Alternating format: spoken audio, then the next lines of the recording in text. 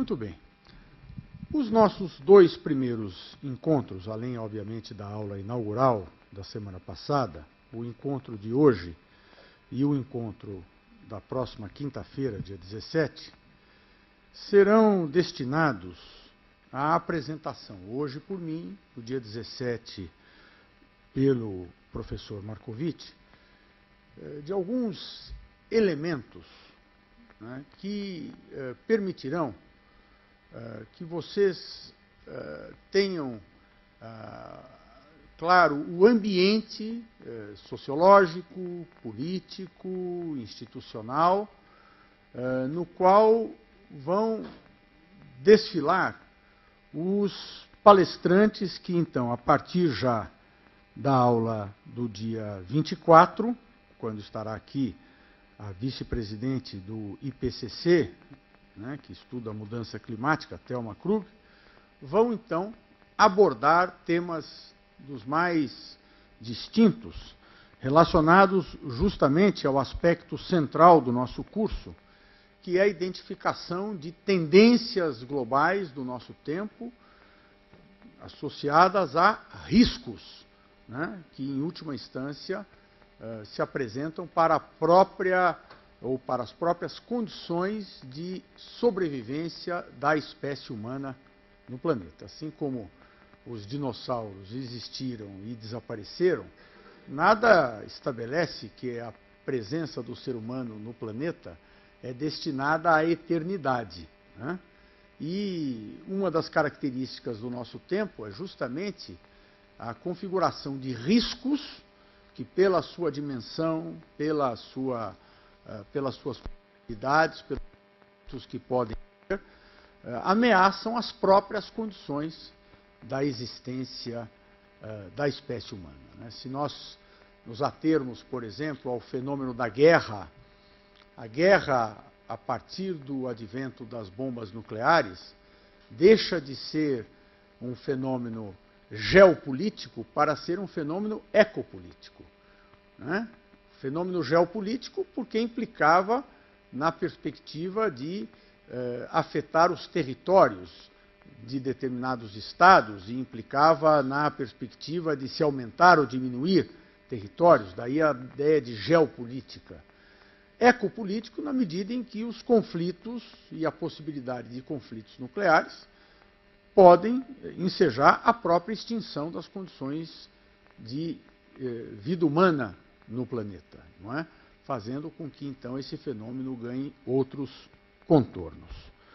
Daí porque, nessa perspectiva de tendências e riscos, a ideia é que, nessas duas aulas iniciais, nós apresentemos a vocês elementos que vão servir de cenário, de pano de fundo, de ferramentas para todas as aulas subsequentes. No meu caso, como eu venho da área do direito, me cabe apresentar a vocês esta figura que vai estar presente em todos os eventos, que é a figura da organização internacional. Fundamentalmente, vocês vão ter aqui, como palestrantes, representantes de organizações internacionais, ou então pessoas que atuam em órgãos de organizações internacionais ou que se relacionam com organizações internacionais, organizações que têm muitos pontos em comum, mas têm também vários aspectos de especificidade, e o que eu vou procurar, então, na aula de hoje, apresentar para vocês, são os elementos centrais desse tipo de estrutura, que vai, então, ter que se incorporar ao repertório básico de vocês e que vai estar presente nas diversas palestras que vão estar colocadas aqui.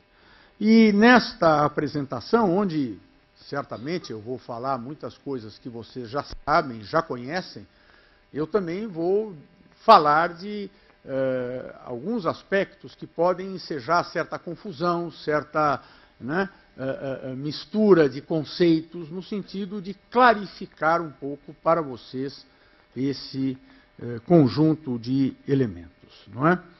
E ao falar, então, das organizações internacionais, que também são chamadas, e eu vou explicar porquê de organizações multilaterais, eu quero, de maneira muito simples, né, tendo em conta, inclusive, que os alunos que perfazem essa turma têm as mais diferentes origens do ponto de vista dos cursos de graduação, apresentar alguns elementos que explicam por que nós vivemos hoje um contexto que demanda a existência, né, de entes como organizações internacionais que procuram lidar com temas da normatividade, das políticas públicas, numa perspectiva global. Né? Isto não é produto do desejo de políticos ou da vontade de pessoas. Isto responde a demandas que vão se colocando para a sociedade humana e que tem como, talvez, o seu fator mais relevante e impulsionador a evolução do conhecimento científico e do desenvolvimento tecnológico. Não é? O desenvolvimento tecnológico, fruto do conhecimento científico, tem como uma das suas consequências mais importantes o incremento da interatividade internacional, ou seja, da circulação, do convívio, da troca de informações entre pessoas, entre empresas, entre países, numa escala cada vez mais acentuada. Né? Este fenômeno, ou esta situação, gera, né, fenômenos que impactam no mundo da organização política e jurídica dentro do planeta, dando então, ou criando condições para que essa organização vá se tornando cada vez mais complexa, criando-se as estruturas que nós temos hoje. E uma das características do nosso tempo é a velocidade da transformação. Esta peça-chave sobre a qual eu vou falar na aula de hoje, que é a organização internacional, hoje não é possível se abrir o jornal sem que hoje, é a Sociedade das Nações, que foi criada ao final da Primeira Guerra Mundial pelo Tratado de Versalhes, em 1919. Portanto, não teria 100 anos se existisse. Não é? E, portanto, num período de 100 anos, nós tivemos a emergência, né, desta figura que é, para nós, central e central no mundo contemporâneo. E isto tem a ver justamente com a velocidade do impacto, ou com o impacto que a ciência e a tecnologia tiveram na velocidade dessa interatividade internacional. Não é? Veja, a ideia de internacionalidade está ligada à existência de diferentes nações, internações. Né? Nações, ou nação, é uma palavra que muitas vezes é usada como sinônimo de país, né? Eu falo da nação brasileira, mas também tem uma raiz muito forte na antropologia. Eu uso a expressão nação para identificar um conjunto ou de pessoas que têm em comum um acervo cultural, né?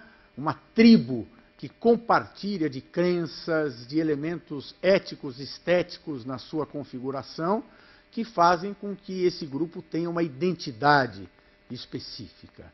E essa ideia de nação como ligada aí, né, a uma identidade comum, ela acabou sendo trazida para a antropologia, até para fenômenos urbanos. Né? Eu falo de nação me referindo, por exemplo, à torcida de um time de futebol. Né? Os corintianos gostam de se referir à nação corintiana. Né? Ou seja, a ideia de nacionalidade, ela ultrapassa até essa ideia institucional de país, mas no âmbito da política e das relações internacionais, ela está muito associada a país, mas não necessariamente os países ou estados têm as características hoje que tiveram no passado. Né? Na verdade, no mundo sempre houve organizações que tivessem semelhança a esses grupos com características nacionais, inclusive do ponto de vista político e institucional, mas com características muito diferentes. É evidente que quando se fala nas cidades-estado da Grécia Antiga, eu não estou falando de um fenômeno que tem a mesma característica dos estados modernos. Mas, de certa maneira, eu posso falar em internacionalidade na medida em que né,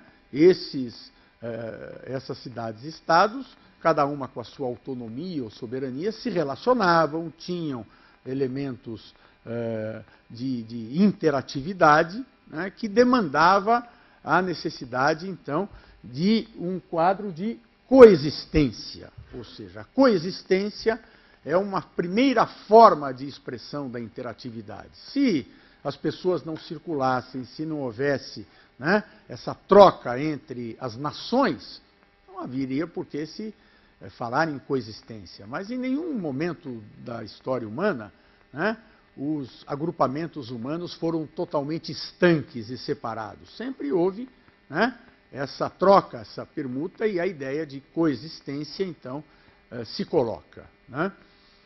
Uma característica, então, dessas sociedades que vão se organizando como países, como estados, com maior ou menor grau de complexidade, é justamente a necessidade de não só se regularem internamente, mas de regularem o convívio ou a coexistência com as outras sociedades na cena internacional, né? Então, a Guerra de Troia expressa, de um lado, Troia e, de outro lado, a aliança entre cidades-estado da Grécia, né, que se articulam, e há vários momentos na Ilíada onde os representantes, os líderes, os reis das cidades-estados dialogam para estabelecer, então, políticas de aliança para enfrentar os troianos, né? Na Bíblia, as referências às guerras, aos conflitos, aos estados, aos povos, é muito presente. Em toda a história da humanidade, nós vamos lidar com esse fenômeno. E, do ponto de vista, então, da organização política e jurídica no planeta, o primeiro fenômeno que decorre disso são, então, tratados internacionais ou acordos para regular a coexistência, né? O tratado internacional mais antigo que se conhece é o Tratado de Kadesh, que é de 1300 a.C., é um tratado de paz entre Ramsés II, o faraó do Egito, e os hititas, para pôr fim a um conflito entre eles, que em última instância era um conflito para quê? Para controle de territórios. Então o Tratado de Paz regula a coexistência entre eles, né? E é muito interessante porque o Tratado de Kadesh é o mais antigo porque se conhece o texto. Mas ele é tão parecido com os tratados contemporâneos que se pode deduzir que já havia este tipo de tratativa muito antes. O Tratado de Kadesh tem as obrigações de cada uma das partes, tem as cláusulas que são mais relevantes. Na forma do Tratado de Kadesh, se conhece o texto, usa-se para demonstrar a relevância de uma cláusula, a repetição da cláusula. Tem a cláusula penal, que é aquela cláusula que impõe uma pena pelo descumprimento do tratado. A cláusula penal está associada à maldição dos deuses. Isto mudou um pouco, é verdade, mas a lógica do tratado é a mesma, não é? E, ao longo da história da humanidade, a existência, então, de normas para regular esta coexistência, fruto da interatividade, foi muito frequente. Na história do Brasil, o que é que um estudante em sala de aula estuda? Eu já comentei isso em primeiro lugar, né? Quando vai estudar a história do Brasil no primeiro ano do primário, o Tratado de Tordesilhas, né? Que explica por que eu estou falando, né? Como eu já disse, português aqui, não espanhol, né? Depois o Tratado de Madrid, que incorporou ao Brasil toda a Amazônia, todo o oeste do Brasil. E em qualquer povo, quando se estuda a sua história, a existência de regras para regular a coexistência internacional é muito presente, né? Mas vejam, neste contexto, que vai se prolongar até o final do século XIX, né? Essas regras, elas, ao regularem a coexistência, elas não cuidam de estabelecer normas de regência da vida social. Do ponto de vista jurídico, as normas de regência da vida social são estabelecidas dentro e por cada Estado. São as instituições do país, podem ser desde as lideranças religiosas ou políticas de uma tribo, pode ser o parlamento em um Estado mais moderno, pode ser o monarca absolutista. é que vão estabelecendo as regras de regência da vida social, né? Muitas vezes em cruzamento com outros tipos de forças, como a Igreja, por exemplo, que também estabeleceu, principalmente na Idade Média, teve um papel muito importante no momento em que os Estados são muito débeis para fixar regras de regência da vida social, mas não é no ambiente interativo entre os Estados que se obedece ou que se cria essas regras do convívio da vida social. Basicamente, os acordos internacionais são acordos para determinar a fronteira entre os países, ou seja, qual é o território em que cada Estado exerce a sua soberania, ou então alianças militares defensivas ou ofensivas, que nada mais são do que alianças para manter ou mudar fronteiras, né? A disciplina jurídica da interatividade internacional está fundamentalmente ligada à regulação da coexistência. O desenvolvimento científico e tecnológico, já no século XIX, começa a fazer com que haja demanda, né, para algo que vá além da regulação da coexistência, mas para a regulação, né, da integração entre diferentes nações ou estados para fazer frente a problemas comuns. Então, no estudo das organizações internacionais, na sua feição, então, que se identifica contemporaneamente, as entidades que são consideradas precursoras são comissões que foram constituídas pelos rios, pelos países pelos quais atravessavam os rios Reno e Danúbio, na Europa, para regular a adoção de medidas para a preservação das condições de uso da água do rio, num contexto em que a Revolução Industrial já começava a gerar impactos muito negativos do ponto de vista da qualidade da água pela utilização dos rios como espaços para lançar dejetos ou para viabilizar, então, essas comissões, condições de navegabilidade nos rios, de navegabilidade internacional, de credenciamento de barcos. Então, veja, aqui eu já estou diante da demanda, ou da necessidade de regras que vão além da regulação da coexistência ou das fronteiras entre países, mas regras que procuram normatizar o tratamento de temas comuns, né? E isto vai ser a tônica do final do século XIX para o começo e o prolongar do século XX. Cada vez mais, né, essa interatividade internacional se incrementa por causa do desenvolvimento científico e tecnológico, e como resultado passa a demandar a adoção de regras e de políticas comuns para lidar com situações que não poderiam ser equacionadas exclusivamente dentro de um país, né? Mencionei, acho que na aula anterior, o fato de que já na década de 1920, fruto do final da Primeira Guerra e justamente pela mudança da matriz de transporte, começa a haver regras para regular, né, o trânsito de veículos, de automotores, nos países da Europa, tratados para regular placas de trânsito, né? Por que isso? Porque é evidente, né, na medida em que os veículos e seus motoristas passam a transitar por diferentes países da Europa, num contexto em que a matriz de transporte gerou a substituição da tração animal pelos veículos automotores, né, é óbvio que a sinalização de trânsito tem que começar a ser uniformizada. Não se trata de uma vontade, não se trata de um desejo, de uma genialidade qualquer, é o atendimento a uma demanda real.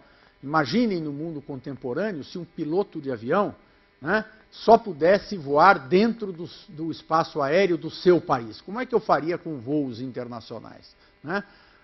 Muitos voos internacionais, para serem feitos, implicam no sobrevoo de diferentes espaços aéreos, né? É evidente que isto demanda o quê? Uniformização de regras, porque senão não é possível haver. Então, a integração no século XX, ela é uma resposta a um novo patamar nesse incremento da interatividade internacional, que é um patamar que passa a demandar, pelo incremento dessa interatividade, regras e políticas públicas que são já comuns a esse ambiente integrado. E, num contexto ainda mais avançado, que é o contexto, então, daquele fenômeno que nós chamamos de globalização, há algo que vai além disto. Não se trata apenas de se buscar a integração para responder às demandas da interatividade, mas, para além disso, há que se buscar, por uma questão de necessidade, a integração numa escala global, né? Numa escala universal, tendo em vista a identificação de problemas, ou, para usar uma expressão do nosso curso, de riscos, que não só são colocados numa dimensão internacional, mas numa dimensão que alcança toda a esfera planetária, sem que seja possível se obter soluções que não sejam soluções globais. Então, a própria ideia ou a noção de globalização, há muitas que podem ser usadas, mas, de certa maneira, está associada à emergência de riscos, né? As respostas globais vão se forjando a partir da identificação de riscos globais, né? Ou seja, não são apenas situações pontuais que demandam uma solução integrada, que pode se dar até no espaço de integração de 2 países, ou de alguns países ou regionais, mas são situações decorrentes desse desenvolvimento científico e tecnológico e da interatividade que passam a demandar soluções globais, né? E, nesse sentido, a globalização é uma resposta, ou a busca de soluções, mecanismos e organizações globais é uma resposta a essas demandas e riscos que afetam, né, o planeta de maneira geral. A começar da segurança internacional, né, como eu mencionei a vocês, os conflitos armados que poderiam ser equacionados numa perspectiva geopolítica, passam, no século XX, a se constituir numa ameaça à própria sobrevivência da espécie humana, né? E, mais uma vez, o desenvolvimento científico e tecnológico é muito importante, né? Uma das grandes façanhas de Napoleão Bonaparte, no final do século XVIII, na década de 1790, foi a travessia dos Alpes com seu exército. Mas isso tinha sido feito por Aníbal, né? Milhares ou centenas de anos antes, nas guerras púnicas, na primeira guerra púnica contra Roma, sendo que Aníbal ainda fez uma façanha maior, porque Aníbal cruzou os Alpes com elefantes, né? Esse episódio é sabido. Então, vejam, né? De certa maneira, a matriz de transporte era praticamente a mesma do período de Aníbal e do período de Napoleão Bonaparte, né? Hoje, ao falar disto, que ocorreu aí há cerca de 200 anos, é algo exótico, né? É evidente que os conflitos ganharam grande proporção. O mundo assiste com muita preocupação hoje a intensificação da tensão na Península Coreana, exatamente porque a repercussão de um conflito nuclear envolvendo a Coreia do Norte vai para muito além dos países beligerantes e poderia ter um alcance, na medida em que eventualmente o conflito envolva outros países, global, né? Hoje a Coreia do Norte já anunciou que pode bombardear a ilha de Guam, que é um território norte-americano no Pacífico. O Japão já declarou que tem condições de interceptar os mísseis que forem lançados. A China, que é uma aliada da Coreia do Norte, provavelmente vai ter algum tipo de atuação. Então, vejam, né? É um conflito que, se eclode, pode ter consequências incontroláveis.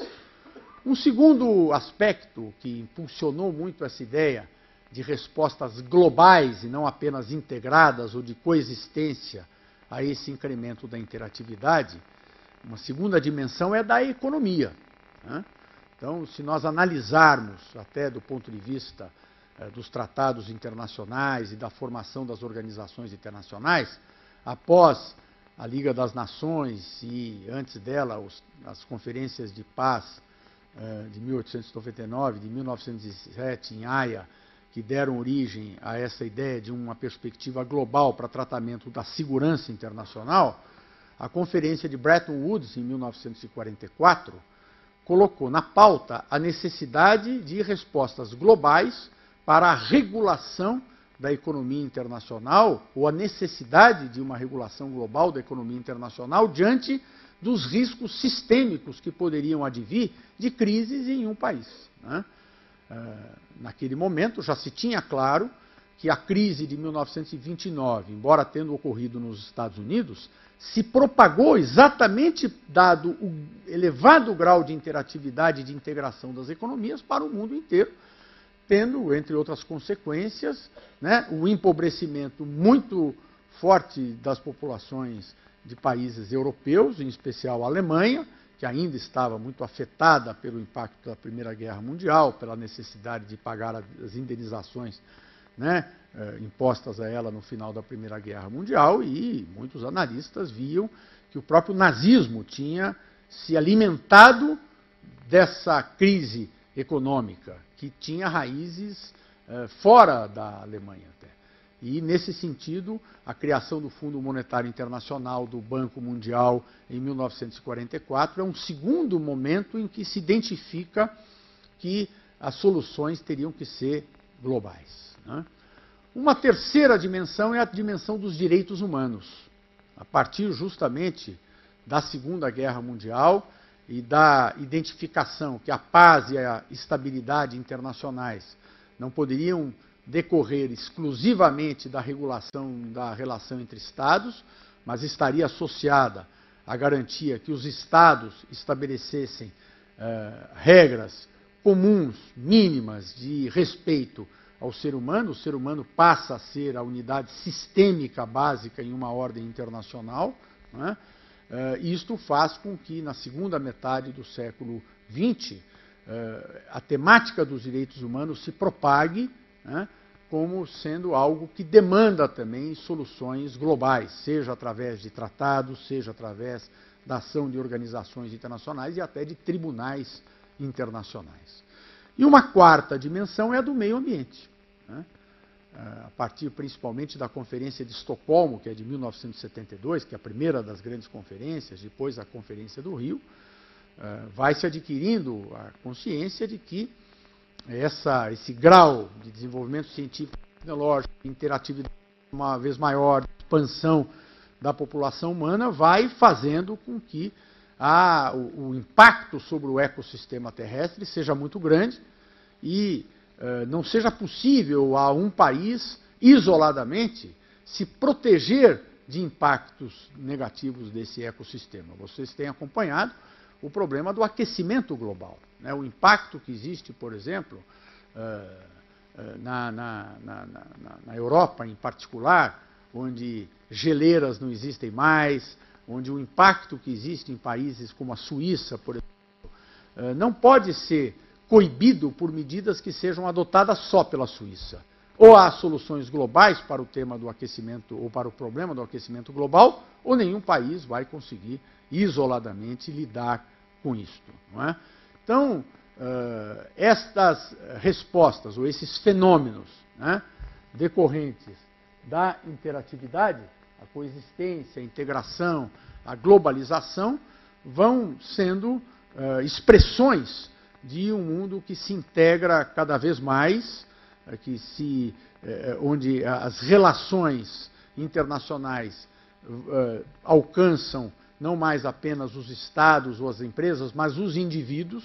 Hoje, quando nós fazemos uma compra pela internet, né, nós eventualmente sequer sabemos onde é que está sendo processada essa compra, né, porque, na verdade, isto pode estar ocorrendo em qualquer lugar, né? E este cenário, então, rapidamente evolui do século XIX para o século XXI, passando pelo século XX, demandando, então, uma elevação do grau de institucionalidade no âmbito das relações internacionais. Então, essa demanda por uma institucionalidade maior Objetivo o quê? Como eu menciono aqui na segunda parte. Atender às demandas por regras internacionais comuns. Então, se a interatividade aumenta, há necessidade de se estabelecer regras para regular o convívio, e os tratados internacionais, que até o século XX cuidavam basicamente de fronteira e de alianças militares ofensivas ou defensivas para mudar ou manter as fronteiras, os tratados passam a lidar com todos os temas. Eu hoje tenho tratados internacionais sobre direito de família, proteção às crianças, circulação internacional de crianças, tenho tratados em matéria criminal, fixados, tenho tratados em matéria de direito ambiental, de direitos humanos, de trânsito, de qualquer assunto. Ou seja, aquela ideia de que os estados é que regulavam exclusivamente a regência da vida social, acabou. Mesmo quando há regras que são regras do direito de cada país, em grande parte essas regras são influenciadas por modelos, por parâmetros que são fixados internacionalmente. Há uma expressão no direito que se chama soft law, direito leve, o direito suave. O que se quer dizer isto? É aquele conjunto de regras que são estabelecidas principalmente por organizações internacionais e que não são, a princípio, obrigatórias. Elas são sugestões, são recomendações. Mas que, na verdade, os Estados, até para gerar uma uniformização de tratamento dos assuntos, incorporam, de tal maneira que o direito, do ponto de vista formal, é nacional, é brasileiro. Mas o conteúdo daquela norma, na verdade, é estabelecido por acordo internacionalmente. Querem saber uma área onde isso ocorre muito? Saúde pública. Os estados brasileiros, os municípios brasileiros têm seus códigos de saúde, suas regras que regulam a administração do sistema de saúde. Em grande parte, essas regras usam os parâmetros e os modelos da Organização Mundial de Saúde. Eu não preciso nem ter uma norma internacional obrigatória. Ela pode ser uma mera sugestão, mas a própria necessidade de se lidar com um fenômeno que é totalmente global passa a fazer com que os próprios países tenham interesse na adoção dessas regras comuns. O mesmo vale para políticas públicas que estão associadas a essas regras. Me mantendo no tema da saúde, o enfrentamento do ebola, ou da gripe aviária, ou da gripe suína, de certa maneira, se dá a partir de políticas públicas que são fixadas pela Organização Mundial de Saúde e que os países cuidam de implementar de maneira coordenada, porque de nada adianta um país enfrentar de uma maneira uma determinada epidemia ou um determinado problema de saúde se isso não estiver sendo feito de maneira equivalente em outros países. Então, há uma perspectiva de uniformização muito grande. Daí porque políticas públicas e normas internacionais, políticas públicas internacionais vão se convertendo num tema da nossa época. Isto não significa, e é importante,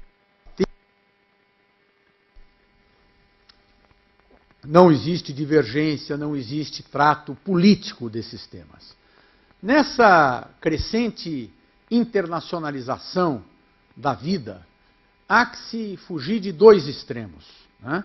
Um deles é a rejeição da internacionalização e uma espécie de culto à rejeição à internacionalização, como se a adoção de paradigmas internacionais fosse por si só a submissão a comandos imperialistas ou a comandos que são destinados apenas à dominação das sociedades mais frágeis pelas sociedades mais ricas. O outro extremo é fugir do deslumbramento daquilo que está colocado na ordem internacional. Não é porque há uma moda, uma diretriz internacional que ela deve ser incorporada de maneira acrítica. Assim como existe na conformação das regras dentro de um país, dentro de uma universidade, dentro de uma casa, né, as regras do plano internacional também são produzidas num contexto de choque de interesses, de disputas, de pontos de vista, né, de perspectivas até filosóficas, e isto é próprio da vida. Apenas é que a política se transportou para a esfera das relações globais. Não é? Dificilmente as soluções ou as disputas conseguem fazer com que no plano interno se exaura o tratamento de um assunto. As sociedades hoje e as lideranças nas sociedades, isso vale para as lideranças políticas, empresariais, sociais, vão permanentemente ter que cuidar da calibragem entre a preservação de aspectos das identidades locais ou nacionais, de um lado, e de outro, a integração, né, das sociedades nacionais ao mundo globalizado. Né? As melhores sociedades, aquelas que vão apresentar melhor qualidade de vida para a sua população, são aquelas que conseguirem equilibrar da maneira mais satisfatória essas duas dimensões. De um lado, a preservação de elementos de identidade dos diversos grupos que são importantes para gerar segurança, para gerar, né, referências para cada indivíduo, e, de outro lado, a consideração dos paradigmas que estão globalmente localizados. O sucesso de uma cidade como Barcelona, por exemplo, que é uma referência no mundo contemporâneo, guarda muita relação com isso. Barcelona é uma cidade internacional. Né? Quem vai a Barcelona se localiza com muita tranquilidade. Né? As referências são globais, é uma cidade conectada globalmente. Né? Mas, ao mesmo tempo, é uma cidade de uma região minúscula em que se fala uma língua que só se fala lá, que cultiva com muito entusiasmo seus artistas, a sua cultura local, e o sucesso de Barcelona está nesta relação equilibrada entre normas que objetivam a integração daquela comunidade no mundo, né, e, ao mesmo tempo, a preservação de aspectos da sua identidade. Então, nem a rejeição e nem o deslumbramento. Então, vistos esses pressupostos,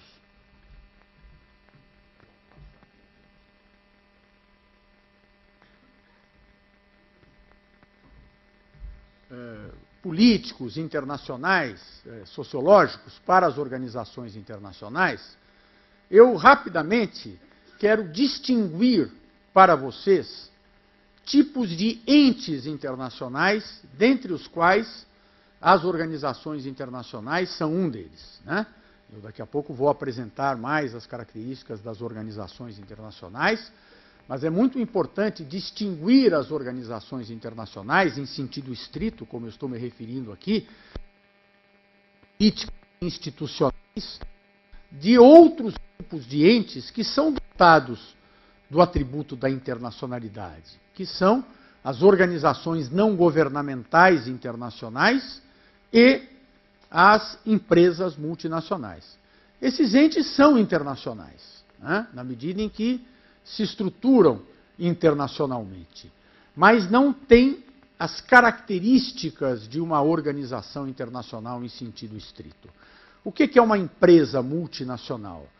É um ente que se organiza globalmente a partir, em geral, de um centro de gravidade que está em algum país, daí eu me referi até no que seria uma contradição em termos, né, a uma empresa como uma multinacional americana, uma multinacional francesa, parece uma contradição, porque se ela é multinacional, como é que ela é nacional? É porque eu identifico um grupo, né, que se organiza, em geral, com uma origem ou com um comando em um país, se espalha por diversos países. São entes internacionais, mas que não se configuram como organizações internacionais em sentido estrito. O que é empresa multinacional? Na verdade, é um grupo de várias empresas que estão espalhadas em vários países do mundo e que em cada país do mundo se subordinam às regras do seu país. Então, a General Motors do Brasil é uma empresa brasileira sediada no Brasil, com sede e administração no Brasil do ponto de vista jurídico, mas que está conectada por vínculos, né, de relação societária ou de contratos de transferência de tecnologia com outras empresas que se distribuem pelo mundo inteiro, a partir de um comando. Isto não significa que ela não deva ser tratada como um ente internacional. É um ente internacional. Mas vocês vão verificar que não é uma organização internacional no sentido que nós usaremos aqui no curso. O mesmo vale para as organizações não governamentais, como Greenpeace, o Anistia Internacional, Médicos Sem Fronteiras. São organizações que se espalham pelo mundo, ou a partir de uma única unidade, né, um escritório, uma organização que é nacional de um país, ou também a partir da somatória de organizações que, por vínculos contratuais, se integram numa grande organização. Tanto as empresas multinacionais como as organizações não governamentais internacionais têm em comum o fato de que, em que pese uma atuação articulada internacionalmente, do ponto de vista jurídico, elas se perfazem a partir da existência de diversas organizações dentro de cada uma delas, que são todas elas subordinadas às leis nacionais dos países em que se encontram. Não é? E por isso, inclusive, tem que assumir formas diferentes em cada país, são submetidas a tratamentos diferentes em cada país. Isto é importante para vocês analistas, ou seja, não é porque um ente é internacional que a sua feição jurídica é internacional. Né? Ela pode se dar a partir da somatória de organizações internacionais. Vocês conhecem, nacionais. Vocês conhecem, por exemplo, um ente mais internacional do que a FIFA? A Federação Internacional de Futebol Association organiza com mão de ferro o esporte mais popular do mundo, de tal maneira que ele é jogado exatamente da mesma maneira e com as mesmas regras no mundo inteiro. Né? Os times que estiverem sendo punidos pela FIFA não são aceitos nos campeonatos que a FIFA tem ascendência. E, no entanto, o que é a FIFA? É uma pessoa jurídica suíça, constituída na Suíça, sob as leis suíças, com sede e administração na Suíça. Ela não é internacional. Ela é uma sociedade civil suíça. Tanto é que, quando se apurou casos de corrupção, as autoridades do Ministério Público e do Poder Judiciário da Suíça determinaram e operacionalizaram operações de busca e apreensão dentro da FIFA, porque era uma organização suíça. Ou seja, o fato dela ter uma dimensão internacional na sua atuação não significa que ela seja necessariamente internacional. Então, o que distinguiria as organizações internacionais?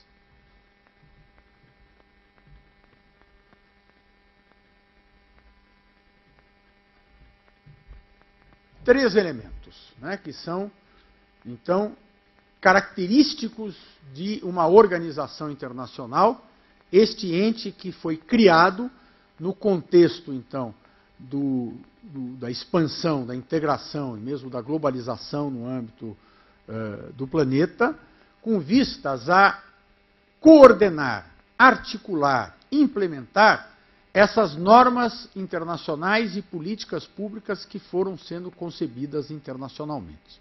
Então, quando eu falo de organizações internacionais, eu falo de um ente que tem três características. Primeiro, ela é formada por países ou estados, né? Estados, né, como nas relações internacionais e no direito internacional, nós nos referimos a países, né, os estados do mundo.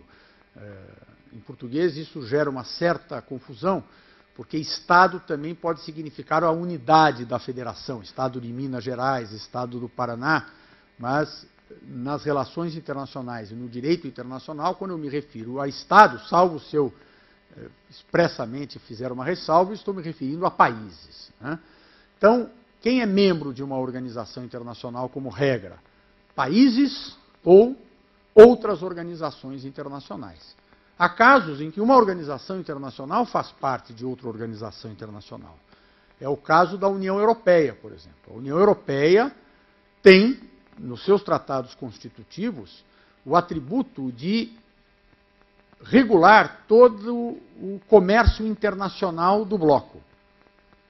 Quando se criou, então, a Organização Mundial do Comércio, se entendeu que quem deveria ser parte da União Europeia eram não só os países da Organização Mundial do Comércio, eram não só os países da União Europeia, mas a própria União Europeia, que é parte, então, da Organização Mundial do Comércio.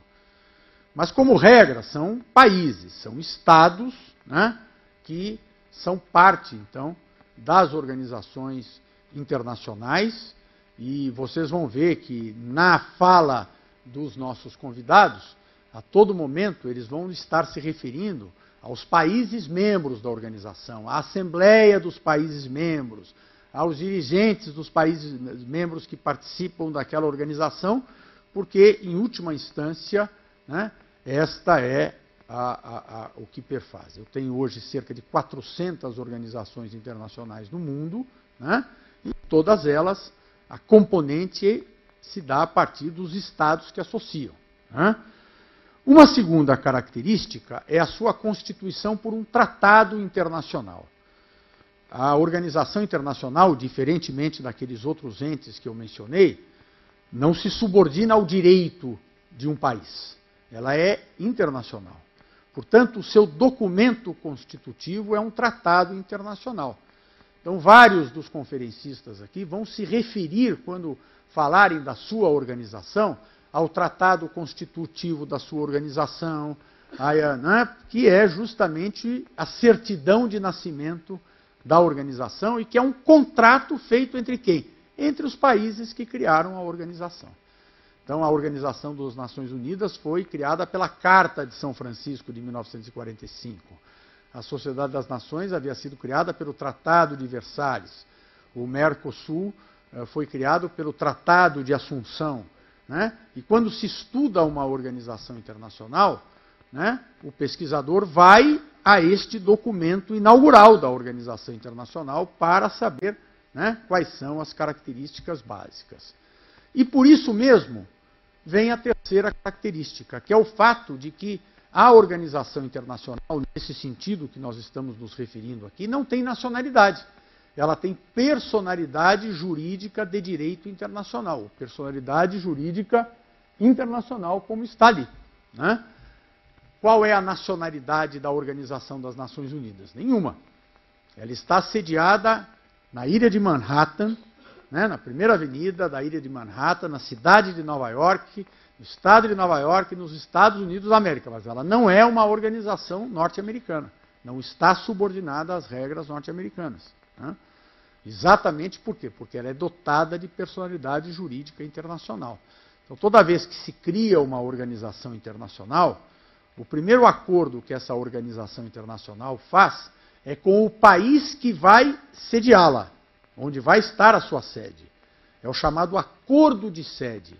E o que esse país se compromete é a respeitar a organização internacional como um ente que não está subordinado às suas próprias regras, né?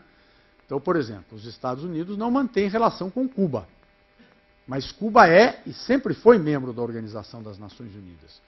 Portanto, Cuba tem direito a ter uma representação, uma missão diplomática em Nova York, junto à Organização das Nações Unidas. Todo ano, em setembro, quando se abre a Assembleia Geral da ONU, os chefes de Estado e de governo têm o direito de fazer uso da palavra, né? E Fidel Castro, por exemplo, sempre fez questão de ir à Assembleia Geral da ONU. Isso implicava em ele pegar um avião e ir até Nova York. E os Estados Unidos não poderiam impedi-lo, porque o acordo de sede estabelece que aqueles países que são membros da Organização das Nações Unidas têm direito de enviar os seus representantes e ter uma missão diplomática na cidade de Nova York. E, obviamente, não vai se soltar de paraquedas o indivíduo em cima da ONU, tá certo? Quer dizer, o indivíduo vai morar no apartamento em Nova York, vai ter lá seu escritório, vai frequentar a cidade, né? E isto vale para todas as organizações. É uma decorrência desta personalidade jurídica internacional. Então, as organizações internacionais têm esta característica. Os seus funcionários, e hoje é uma perspectiva de carreira, né, ir para o serviço público internacional, são servidores que são protegidos como membros desse serviço público internacional e que, portanto, não estão sujeitos a regras do país em que estão atuando e têm um regime jurídico que é dado diretamente pela organização internacional, né?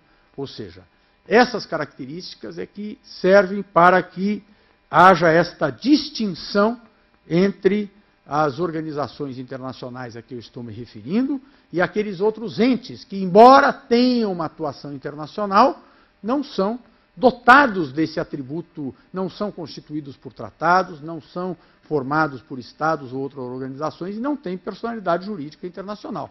Como eu disse, o que é a General Motors multinacional? É uma somatória de empresas nacionais, não é?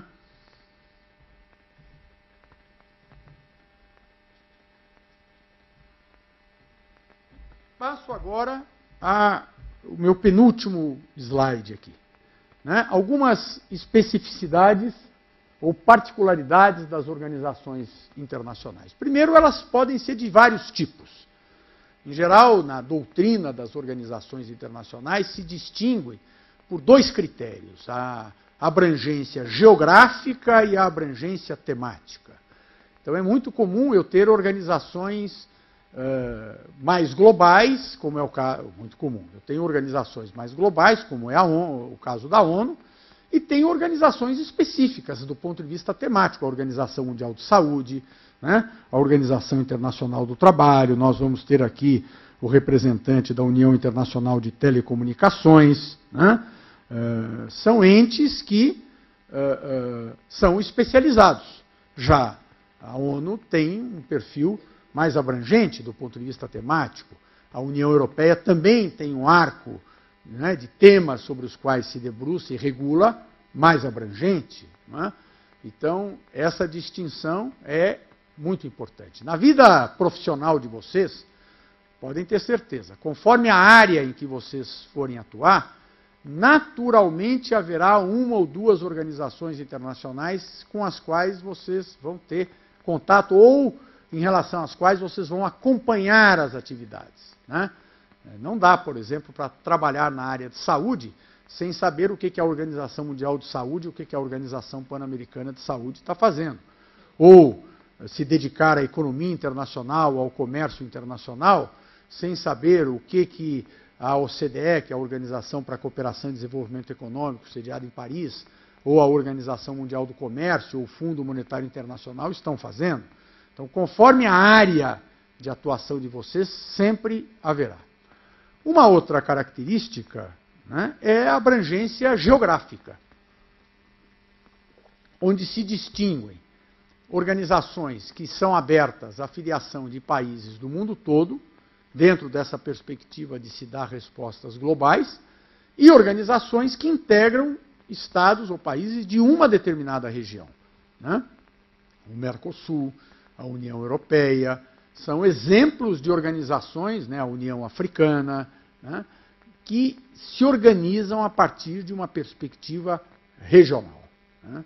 E isto é importante. Nós vamos ter aqui, em sua maioria, organizações de caráter geral, mas quando nós tivermos aqui o tratamento da questão dos riscos globais de saúde com o Joaquim Molina, ele é representante tanto da Organização Mundial de Saúde como da Organização Pan-Americana de Saúde.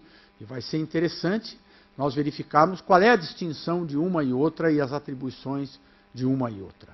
Então, o fato de ser regional não significa que não é internacional, mas é internacional em um grupo de países. O Brasil, por exemplo, cedia a Organização para o Tratado de Cooperação Amazônica, né? O TCA, que é sediado em Brasília, uma organização que reúne os países que são parte do Tratado de Cooperação Amazônica, que compartilham a bacia amazônica. Um segundo aspecto que nós vamos ver nos próprios tratados constitutivos é a estrutura interna de uma organização internacional. Né? Quanto maior, mais complexa, mais órgãos ela tem. Então, muitas vezes eu tenho órgãos que não são uma organização, são um órgão dentro de uma organização. Então, nós vamos ter aqui o representante, né, a Isabel Marques, representante do Alto Comissariado das Nações Unidas para Refugiados, o Acnur. O Acnur não é uma organização internacional, é um órgão dentro da Organização das Nações Unidas. Né? Então, conforme a organização seja mais complexa, ela tem mais órgãos. Na ONU, o Conselho de Segurança, a Assembleia Geral da ONU, são órgãos dentro da Organização das Nações Unidas. Então, isto se verifica onde? No Tratado Constitutivo, literatura sobre uma organização, né? Assim como uma empresa ou uma faculdade pode ter departamentos, pode ter também uma organização internacional, tem. E, obviamente, um órgão de uma organização internacional está subordinado às diretivas daquela organização internacional onde ela se encontra. Vocês vão verificar, quando tratarem do Acnur, um dos problemas que existe dentro de organizações internacionais é, às vezes, discrepância entre qual é o pensamento de um órgão daquela organização internacional e qual é o pensamento da organização internacional como um todo. Não é? Então, é importante termos atenção a esta complexidade das organizações internacionais. Não é? E, finalmente, algo que tem que estar atento são as atribuições e poderes. Toda organização internacional, no seu tratado constitutivo, já tem fixada para ela quais são as finalidades e as atribuições, o que ela pode fazer, e quais são os poderes que ela tem. Há organizações que têm um poder mais de orientação, de recomendação, de produzir soft law, como eu já falei. Há organizações que são mais empoderadas, que têm mais poder. O Conselho de Segurança da ONU, por exemplo, é uma organização que pode determinar, inclusive, o uso da força contra algum país. Então, a compreensão do que pode ser feito e de quais são os limites, vocês vão verificar que é fundamental para compreender, inclusive, cada palestrante que vier aqui. Porque o palestrante vai falar do que a sua organização, o seu órgão está fazendo, o que ela não consegue fazer, porque tem limites, porque não tem atribuições para isso, porque os países não permitem, porque o tratado constitutivo de uma organização é um contrato. Portanto, quando se faz o tratado, os países transferem e estabelecem quais são os poderes que aquela organização tem e, contrário senso, quais os que ela não tem. Não é? Então, essas peculiaridades são importantes. E, finalmente, quero, no último slide, falar de dois casos que são atípicos, só para mostrar para vocês como há situações em que podemos ter até dúvida de como enquadrar isto. O primeiro caso é o Comitê Internacional da Cruz Vermelha. Tecnicamente, a Cruz Vermelha é muito parecida com a FIFA, até mais suíça, porque, na verdade, ela é constituída por um grupo de cidadãos. Ou seja, o que é a Cruz Vermelha, o Comitê Internacional da Cruz Vermelha? É como se fosse uma ONG suíça. É uma organização não governamental constituída na Suíça desde a década de 1860. E ela nasceu com a finalidade de atuar em situações de conflito armado para viabilizar ajuda humanitária, atendimento aos feridos, tanto combatentes como população civil, proteção da população civil, garantia para prisioneiros de guerra. E, nesse sentido, os países foram reconhecendo para a Cruz Vermelha, e nós teremos aqui um representante do Comitê Internacional da Cruz Vermelha, o Lorenzo Carafi, na aula de 26 de outubro, os países foram reconhecendo uma condição internacional para a Cruz Vermelha. Então, a Cruz Vermelha Internacional é reconhecida como uma organização internacional hoje, embora não preencha aqueles requisitos que estão estabelecidos na doutrina e no direito. Mas a previsão da atuação da Cruz Vermelha como um ente protegido, independente, em tratados internacionais, por exemplo, nas convenções de Genebra, que regulam os limites em conflitos armados, foi conferindo a ela essa condição internacional, sendo, nesse sentido, uma exceção que confirma aquela regra que eu estabeleci. E o outro caso curioso é a do Vaticano e da Igreja Católica.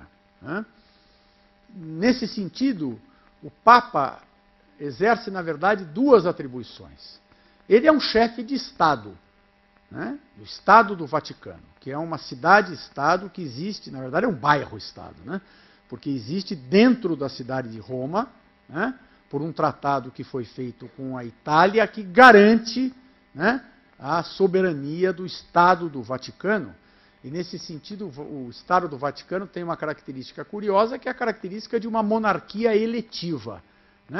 O Papa é um chefe de Estado, é um rei, é um monarca, só que ele não é um monarca por sucessão hereditária. Ele é eleito pelos cardeais, né, para que exerça o papado por toda a vida, né. E, nesse sentido, o Vaticano se organiza como um Estado, tem embaixadas pelo mundo, que são as chamadas nunciaturas apostólicas. Então, a nunciatura apostólica no Brasil está em... E o núncio apostólico é o embaixador do Papa e do Vaticano no Brasil. Em paralelo a esta condição do Papa de chefe de Estado, ele é chefe da Igreja Católica. E o que é a Igreja Católica do ponto de vista jurídico? Na verdade, é uma ONG, né? É uma organização governamental que também se organiza no mundo inteiro. Em cada lugar do mundo que a Igreja se organiza, assim como as igrejas, está subordinada às regras jurídicas que o Estado determina para a Igreja. Então, a Igreja Católica, assim como todas as confissões religiosas no Brasil, estão subordinadas às regras que a Constituição e o Código Civil reservam para as igrejas, né? A Arquidiocese de São Paulo, por exemplo, que tem propriedades em São Paulo, terrenos, né? A Cúria Metropolitana de São Paulo, por exemplo, tem, inclusive, número do CNPJ, né? Ou seja, é uma pessoa jurídica, né, constituída no Brasil sob as leis brasileiras e que se integra com a Igreja Católica por vínculos entre organizações que estão subordinadas a um comando ou uma organização própria, mas que, na verdade, né, não se configura como uma organização internacional, é uma organização não governamental internacional, né? Então, né, e aqui vou concluir, né, este conjunto de elementos que eu procurei, né, passar a vocês de uma maneira muito simples, até meio impressionista, com exemplos, objetiva justamente viabilizar para vocês o domínio, um conhecimento desse tipo de ente, que é a organização internacional, que agora vai se, né, revelar muito importante nos enfoques que nós vamos ter em cada aula. E é importante justamente, né, porque a organização internacional é a estrutura orgânica, burocrática, não no sentido pejorativo, mas no sentido weberiano da palavra, de organização administrativa, que se constituiu principalmente ao longo do século XX, ou a partir do começo do século XX, para responder aquilo que eu apresentei inicialmente, a demanda crescente por normas e políticas públicas internacionais que foram derivando essas demandas, né, do incremento do grau de interatividade internacional com a expansão dos fenômenos da integração e da globalização, né, que são a base da necessidade da existência de regras comuns internacionais e de políticas públicas comuns internacionais, né? Depois, vocês, à luz da experiência de cada um de vocês na sua área de formação, poderá, inclusive, identificar exemplos de regras que já vão, na sua área, sendo estabelecidas globalmente, não é? Por exemplo, nós temos aqui muitos alunos de engenharia, né, na área de regras, né, de qualidade, por exemplo. O estabelecimento de paradigmas que vão se universalizando é algo que está colocado hoje com muita força, daí, inclusive, uma demanda crescente por conhecimento dos paradigmas internacionais em todas as áreas, né? E vão poder identificar políticas públicas em cada uma das áreas de vocês, transporte, meio ambiente, comunicação, direitos humanos, que já vão se configurando a partir da iniciativa de diferentes países e tendo sempre as organizações internacionais, então, como um elemento operador muito importante nisso. Organizações internacionais são, às vezes, chamadas também de organizações multilaterais ou organizações intergovernamentais. Na verdade, é a mesma coisa, né? Claro que na doutrina como tudo se discute exaustivamente, qual é que é a expressão mais adequada, e há correntes que dizem uma coisa, correntes que dizem outra. Para o nosso consumo interno, isso é irrelevante, né? Quando vocês ouvirem falar, então, de organizações multilaterais e organizações intergovernamentais, na verdade, o sentido é o mesmo que eu estou dando aqui a essa organização internacional em sentido estrito.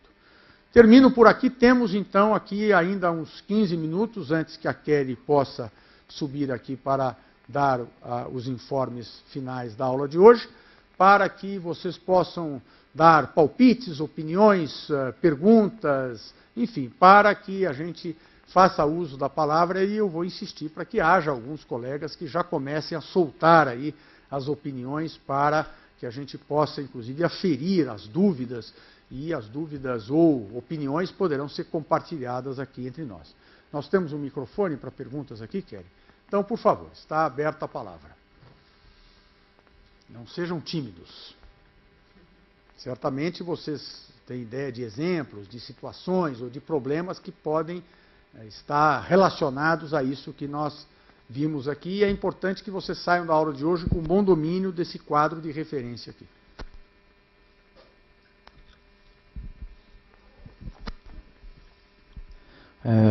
Boa noite eu a peço todos. sempre que quem for falar, fale o nome e o curso do qual é originário, né? Meu nome é Matheus e eu sou do IRI, então Relações Internacionais. Eu queria perguntar, a gente viu, por exemplo, na história que a Sociedade das Nações nasceu depois da Primeira Guerra Mundial com o intuito de tentar evitar uma outra grande guerra. E com a explosão de eventos que levaram tensões aos países, a Sociedade das Nações se dissipou.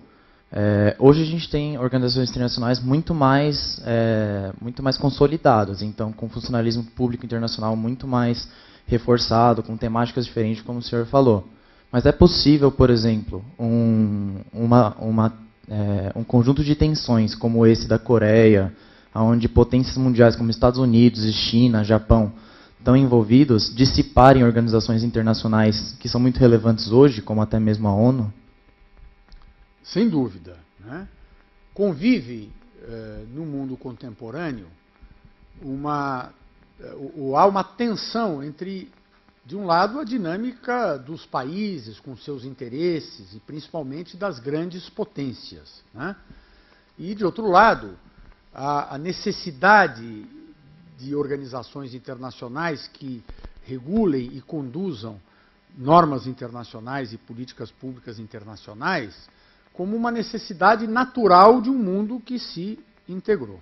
E essa tensão existe, né? Se nós analisarmos a história da Organização das Nações Unidas, há momentos em que ela tem mais vitalidade, há momentos em que ela tem menos vitalidade, né? Ou seja, não está dado que as organizações internacionais seriam hoje o governo do mundo e que os países seriam meramente operadores disso. Há uma tensão. Mas um dado inquestionável é que, mesmo que com oscilações, progressivamente, esta malha institucional vai se acentuando e vai se intensificando. Então, mesmo num contexto em que um país age à revelia do que seriam suas obrigações em relação a uma organização internacional, é interessante como ele procura se explicar de maneira a não parecer que está fazendo isso. É muito interessante nós analisarmos, né? E o professor Carlos Eduardo Lins da Silva é um especialista nisso, a conduta dos Estados Unidos quando da invasão do Iraque, no que se chama a Segunda Guerra do Golfo, né? Os Estados Unidos pediram autorização do Conselho de Segurança para invadir o Iraque e depor Saddam Hussein. Não conseguiram essa autorização do Conselho de Segurança. Mas, diferentemente do que aconteceu na Liga das Nações, e que os Estados Unidos nem participaram, os Estados Unidos não deixaram o Conselho de Segurança nem a ONU. E insistiram que, embora estivessem fazendo um conflito, que não estavam discrepando da Organização das Nações Unidas. Depois que o conflito acabou, houve uma recomposição com a Organização das Nações Unidas, né? Tanto é que para lá foi o diplomata brasileiro Sérgio Vieira de Mello, que era funcionário da Organização das Nações Unidas e que acabou morrendo em Bagdá num atentado, né, já chefiando o escritório da ONU. Então, seja porque o nível de entrelaçamento entre os países é de tal ordem que fica muito difícil de um país se manter completamente à margem desse sistema, por mais que em alguns momentos possa haver o enfraquecimento do sistema multilateral e do sistema de organizações internacionais, ele é irreversível, porque há tarefas e há ações que não podem ser desenvolvidas do ponto de vista operacional sem que existam entes com as características das organizações internacionais. O professor Paulo Casella, que é o professor titular de Direito Internacional da Faculdade de Direito, costuma dizer que um dos paradoxos, dos problemas do nosso tempo, é que já deixou de existir aquela sociedade formada exclusivamente pela ação dos Estados, mas ainda não se colocou no lugar o que vai substituir isso integralmente. Nós vivemos um momento de transição com todas as dificuldades, mas essa comparação que você fez entre a Liga das Nações e a Organização das Nações Unidas foi muito boa, porque mostrou que a Liga das Nações não funcionou, não deu certo, mas, por outro lado, a experiência da Liga das Nações foi fundamental para que a ONU já tivesse uma conformação mais consistente e, de alguma maneira, conseguisse ter mais êxito do que teve a Liga das Nações. Né?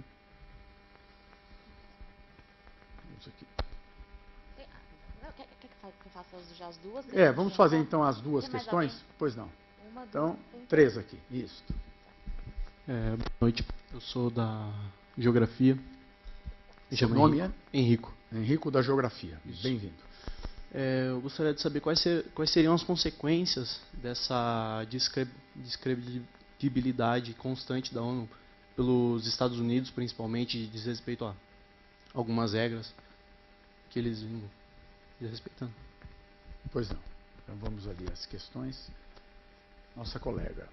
Oi, boa noite. Eu sou a Caroline, eu sou do Direito da Sanfran. E eu queria saber, você falou que as organizações internacionais, elas têm a personalidade jurídica internacional própria. Só que como que atua o funcionário público dessas organizações?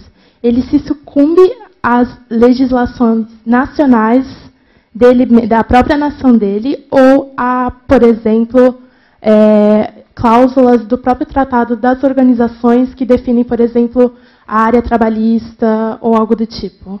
Muito bem. Finalmente havia um colega ali também.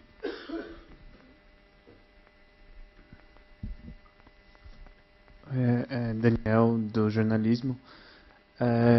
Eu queria saber, assim, a grosso modo, que porcentagem você diria que tem de influência ou de poder hoje no mundo as organizações intergovernamentais quando comparadas aos estados em si?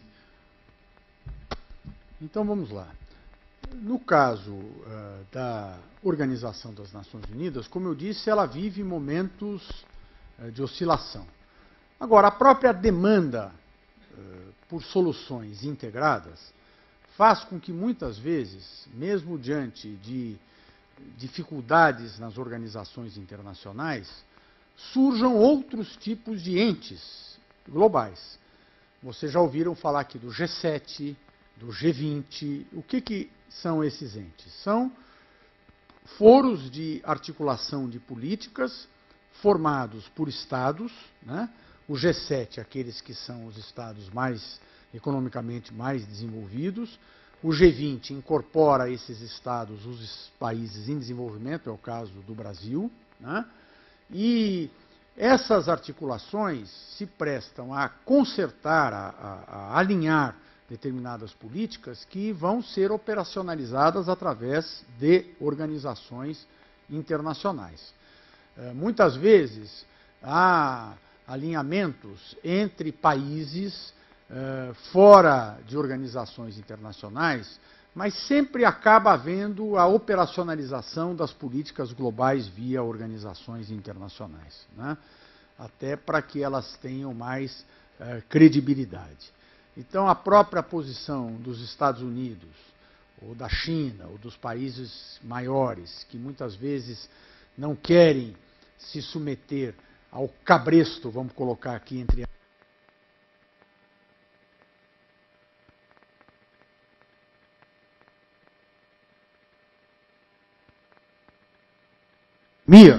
com o tempo, elas acabam retornando à integração. Então, se é verdade, por exemplo, que o governo do presidente Bush filho, né, foi mais refratário à ONU e às organizações internacionais, o presidente Obama já teve uma posição diferente e prestigiou mais o tratamento multilateral de temas, inclusive levou os Estados Unidos a assinar o Tratado de Paris sobre mudança climática.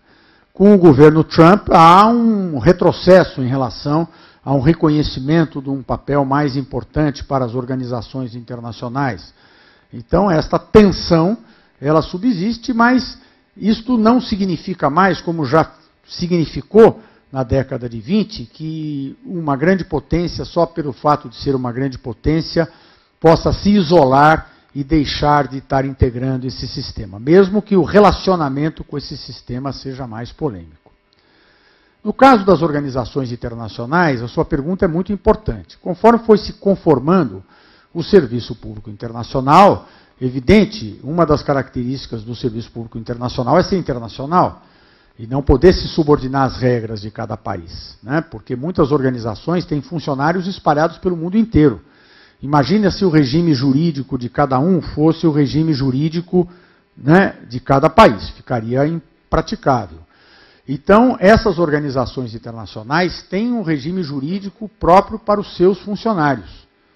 E o que os países foram exigindo é que elas tivessem, então, instrumentos pelos quais os funcionários públicos pudessem demandar contra a organização internacional. E os países foram decidindo, na Europa, mesmo nas Américas, que se não houvesse esses instrumentos, eles autorizariam os estados, então, os funcionários a demandarem contra as suas organizações nos seus estados. Isto levou à criação de tribunais administrativos de organizações internacionais, que são tribunais de justiça que existem dentro de uma organização internacional e que julgam de maneira independente as questões internas daquela organização internacional. O mais antigo é o da Liga das Nações, que foi criado em 1927 e que depois ficou com a Organização Internacional do Trabalho. Depois foram criados nas Nações Unidas, hoje existe um grande número de tribunais. Eu fui, durante 5 anos, juiz do Tribunal Administrativo do Banco Interamericano de Desenvolvimento em Washington. Então, eu ia a Washington 3 ou 4 vezes por ano para participar dos julgamentos de casos que se originavam de demandas, de reclamações de funcionários do banco contra o banco. Eu nunca fui funcionário do BID, eu não era subordinado à direção do BID, eu era completamente independente e as nossas decisões eram obrigatórias. E por que o BID cumpria?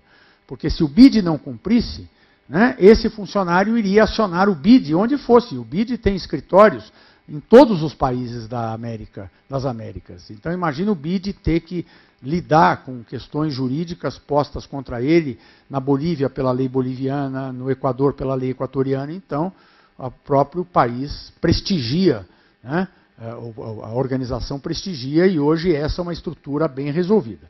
O que ocorre é que, muitas vezes, a organização pode ter servidores que não estão subordinados a esse regime internacional e que são servidores recrutados no próprio país em que está o seu escritório, e aí se subordinam à lei do país.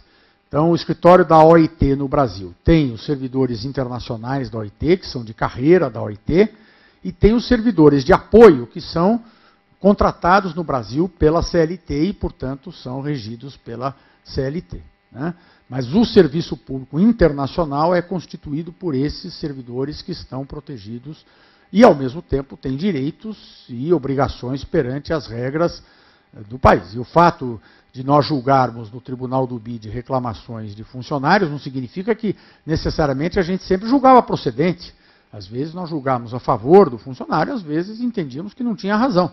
É um judiciário independente, hoje há um corpo Eu vivi tão intensamente esta experiência que a minha tese de livre docência na sua faculdade foi sobre tribunais administrativos de organizações internacionais, justamente explicando como é que funciona isto, né?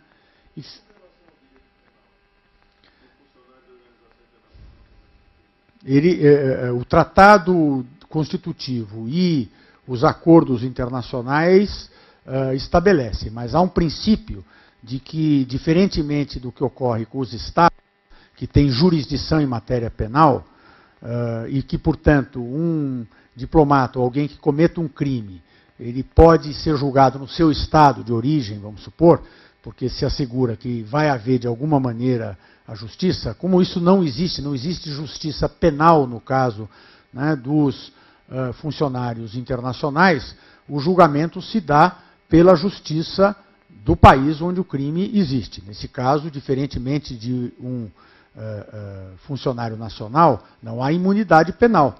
Nós temos um caso bastante eloquente disso, que você vai se lembrar, que é o caso do Dominique Strauss-Kahn, que era o diretor-geral do Fundo Monetário Internacional, foi detido num hotel em Nova York, acusado de ter assediado uma camareira do hotel, e ficou detido no cárcere em Nova York durante, né, várias semanas, se não me engano, até que pudesse ser liberado, mas não, em matéria penal não houve essa restrição, né. Finalmente, o nosso colega da ECA, a sua pergunta era sobre... Agora me refresca a memória, agora que eu não...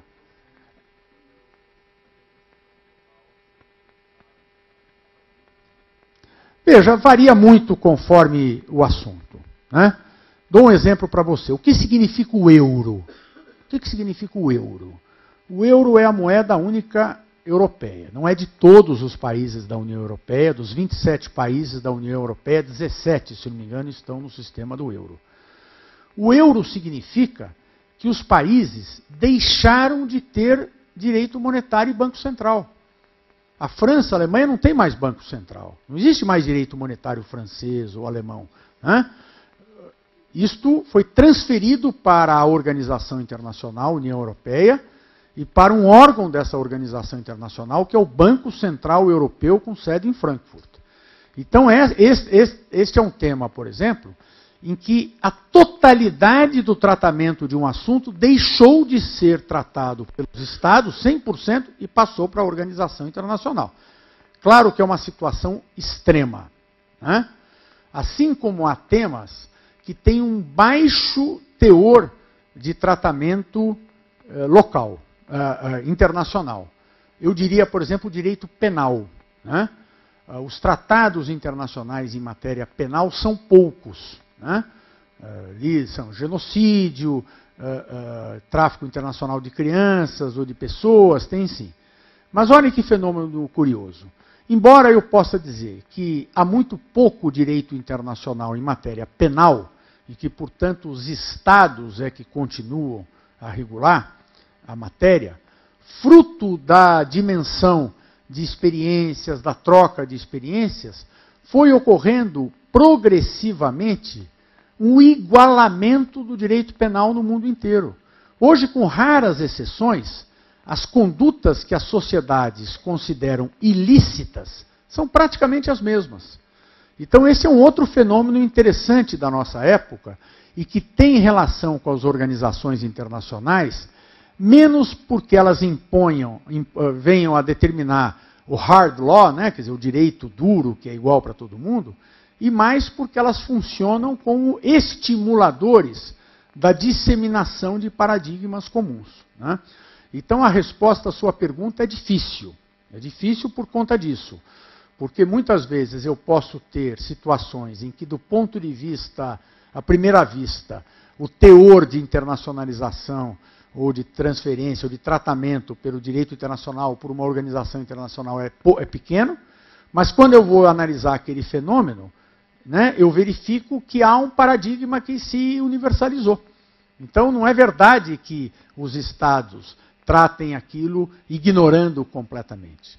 Vou dar um exemplo extremamente impressionante, que foi a rapidíssima disseminação no mundo ocidental da legalização das uniões homoafetivas. né? Isto num espaço curtíssimo de tempo, a partir principalmente de algumas, né, de um caso, acho que foi o estado de Massachusetts, não foi? Foi um dos primeiros dos Estados Unidos que regulou isso aí, legalizou a união homoafetiva. No período de menos de uma década, né, no mundo ocidental, as uniões homoafetivas se tornaram figuras jurídicas legais de maneira generalizada. Você não vai achar nenhum tratado internacional sobre isso, não vai haver nenhuma organização internacional. Mas na esteira da internacionalização dos direitos humanos, do direito à intimidade, né, foi-se criando internacionalmente uma base para a disseminação de regras. É muito interessante ver, outro dia eu via no noticiário que o primeiro-ministro da Irlanda, né, é assumidamente homossexual. E a Irlanda, a República da Irlanda, foi um dos últimos países da Europa a descriminalizar a homossexualidade. Até a década, não sei se de 70, né, a homossexualidade era uma conduta ilícita do ponto de vista penal, e poucas décadas depois há um primeiro-ministro que é assumidamente homossexual e com uma relação homoafetiva. Então, vejam, né, quando vocês tiverem em conta essa perspectiva da internacionalização, da uniformização de paradigmas, as organizações internacionais e essa ordem internacional tem que ser aferida na sua influência, pelo que ela gera objetivamente de normas que são internacionais, um tratado, um convênio, um acordo, mas também pelo estímulo que se dá para a criação de paradigmas que são universais e que, mesmo se materializando em regras jurídicas, que são as regras de cada país, tendem a observar comandos que vão sendo, diretrizes que vão sendo adotadas globalmente, não é? Nós vamos verificar isso em muitos dos casos de expositores que vão falar aqui. Ou seja, como mesmo na ausência de uma regra internacional, portanto, se poderia dizer, para usar a sua figura, o percentual é praticamente zero, mas, por outro lado, há uma igualação do direito. Então, né, é o fenômeno da influência, das boas práticas, a que se dedicam muitas organizações internacionais.